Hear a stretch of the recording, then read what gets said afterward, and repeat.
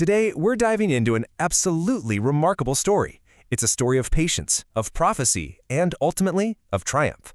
This is the journey of the prophet Yusuf, or Joseph, a narrative the Quran itself calls the very best of stories. And you know, that's not just a fancy turn of phrase. Think about that for a second. This quote right here, it sets the stage. It tells us that what we're about to hear isn't just some historical account. No, it's a divine lesson, showing us that there's always this undercurrent of justice at work, even when we can't see it. Because at its heart, this is a story about transformation. It's about how the most painful moments of our lives, the deepest, most gut-wrenching betrayals, can actually become the very things that lead to our greatest victories. And that's the core theme we're going to explore.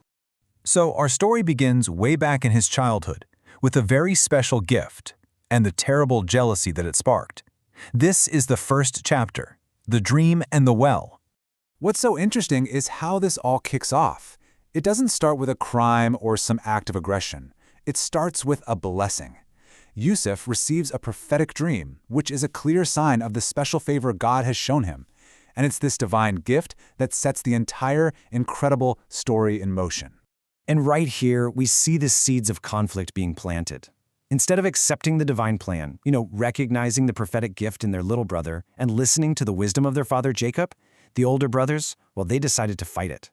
And their jealousy just grew and grew out of this refusal until it festered into something really dangerous. And their plan, it was just so cold and methodical.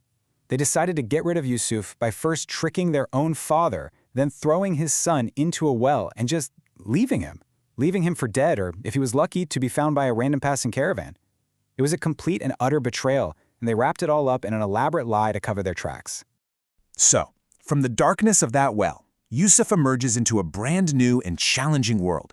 The second stage of his life takes him to Egypt, where, as a young man, his trials take on a totally different form. And this brings us to this absolutely crucial idea, a hidden blessing. What looked like a complete and total disaster for Yusuf, being sold into slavery, was actually a form of divine intervention. It put him in a place where he was safe from his brothers, a place where he could actually grow and develop his spiritual gifts. Now the test he faces completely shifts. Back in his childhood, the threat was external, right? It was violent. It was the raw jealousy of his brothers. But here in Egypt, the threat becomes internal, psychological. It's the temptation and the lust coming from the mistress of the house where he served. This was a test of his inner strength, his resolve.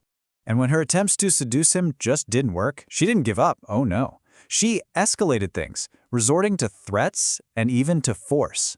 But through all of it, Yusuf's piety was like a rock. It was unshakable.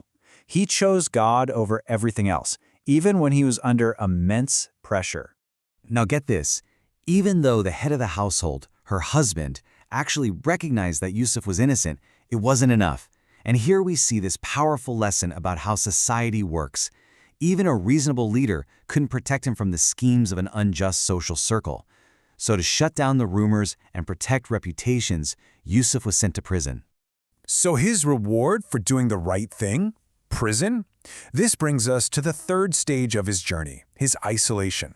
But this prison cell wasn't just a place of confinement. It became the very crucible for his ultimate liberation. Let's be perfectly clear about this. The intention of his opponents was simple. By throwing him in prison, they wanted to suppress him, to silence his piety, because it was a direct challenge to the immoral way they lived. They wanted him gone and forgotten. But, and this is the profound irony in the divine plan, in their attempt to bury him, they accidentally handed him the very keys that would unlock his freedom. That prison cell became the training ground for the skills that would eventually raise him to the highest levels of power. So, how did that happen? Well, while he was in prison, Yusuf didn't just sit there and despair. No way. He served others, he shared spiritual guidance, and, this is the big one, he used his God-given gift of interpreting dreams. It was this dedication to truth and his incredible patience that planted the very seeds of his own freedom. And all of that brings us to the final act, where all of Yusuf's patience and faith come together in this stunning victory of truth, power, and ultimately forgiveness. And just look at how quickly things turned around. It was like a chain reaction. First, the king has this dream that no one can solve. Well, that leads directly to Yusuf. which then leads to his vindication when the mistress finally confesses. Next thing you know, boom, he's elevated to one of the most powerful positions in the entire land, just in time for a drought to bring his long-lost brothers right to his doorstep. Now, what's truly brilliant here is Yusuf's strategy. He had all the power, he could have just accused his brothers, called them out right then and there, but he didn't. Instead, he used his new, indispensable role to maneuver them, to create a situation where the truth had to come out, not from him, but from them. And this quote just perfectly captures the climax of his plan.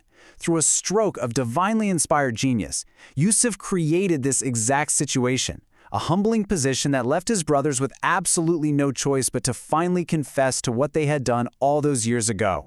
So after this incredible, epic journey, what's the ultimate takeaway? Well, it all brings us to the never-failing promise that's woven through this entire narrative.